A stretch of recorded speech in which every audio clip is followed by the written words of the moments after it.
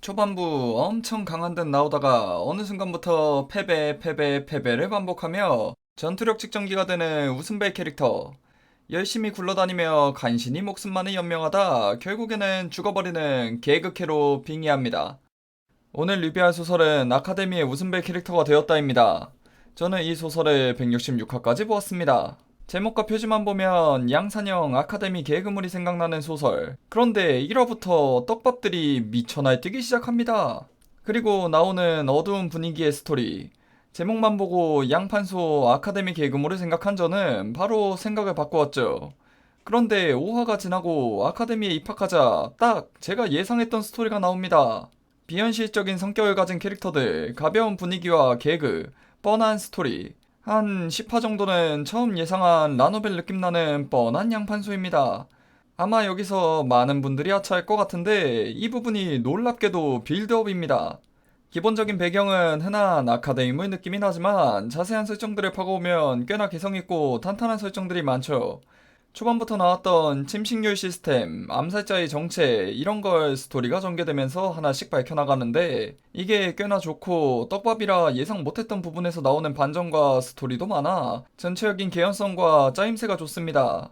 거기에 스토리는 기본적으로 어둡고 깊이 있는 소설로 다크 판타지에 가까운데 그걸 너무 어둡지 않게 하는 요소로 라노벨 같은 캐릭터들의 성격과 개그를 섞었습니다. 캐릭터들 성격이 라노벨 같은 비현실적인 성격인데 그 상황에서 등장인물들을 현실적이고 굉장히 입체적으로 표현한 소설입니다. 자, 생각해봅시다.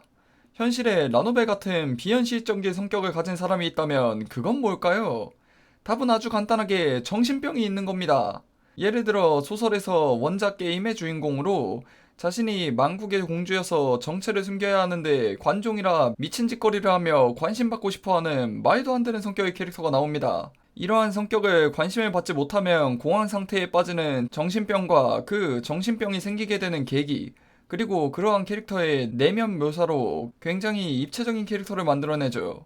거기에 그런 게 없는 비현실적인 성격을 가진 캐릭터들은 애당초 사람이 아닙니다. 사람이 아닌데 왜 이놈 성격은 비현실적이냐고 말하는 게 웃긴 거죠. 거기에 이 소설은 선과 악이 명확히 나뉘지 않은 스토리를 가지고 있습니다.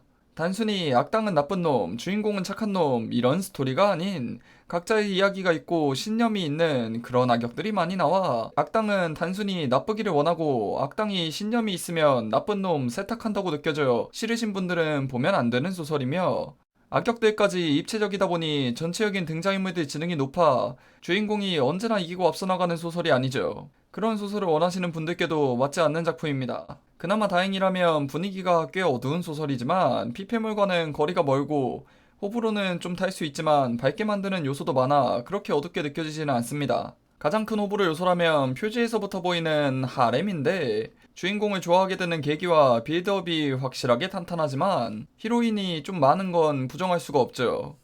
하렘물을 싫어하시면 안 보시는 게 좋은 소설입니다. 아카데미 웃음배 캐릭터가 되었다 리뷰 총평은 깊이 있는 스토리, 입체적인 등장인물, 하렘물, 신념 있는 악당들을 좋아하시는 분들이 볼만한 소설입니다. 대부분의 등장인물들을 입체적이고 깊이 있게 그려 마음 편히 볼 수 있는 사이다물을 원하시면 절대 보면 안 되는 소설입니다.